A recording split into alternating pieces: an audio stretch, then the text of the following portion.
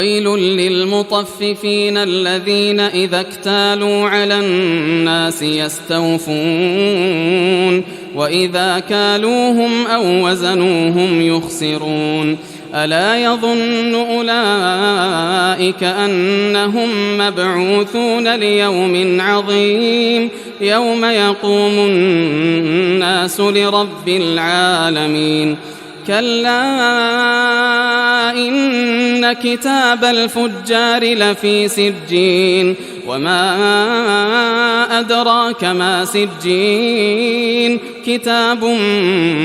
مرقوم ويل يومئذ للمكذبين الذين يكذبون بيوم الدين وما يكذب به إلا كل معتد أثيم إذا تتلى عليه آياتنا قال أساطير الأولين كلا بل ران على قلوبهم ما كانوا يكسبون كلا إنهم عن ربهم يومئذ لمحجوبون ثم إنهم لصال الجحيم ثم يقال هذا الذي كنتم به تكذبون كلا إن كتاب الأبرار لفي عليين وما أدراك ما عليون كتاب مرقوم يشهده المقربون إن الأبرار لفي نعيم على الأرائك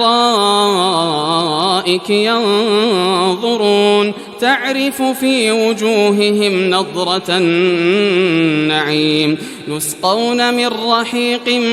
مختوم ختامه مسك وفي ذلك فليتنافس المتنافسون ومزاجه من تسنيم عينا يشرب بها المقربون إن الذين أجرموا كانوا من الذين آمنوا يضحكون وإذا مروا بهم يتغامزون وإذا انقلبوا إلى أهلهم انقلبوا فكهين وإذا رأوهم قالوا إن هؤلاء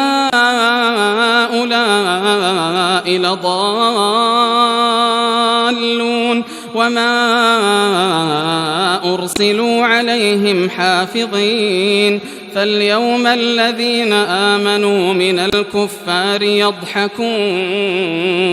على الأرائك ينظرون هل ثوب الكفار ما كانوا يفعلون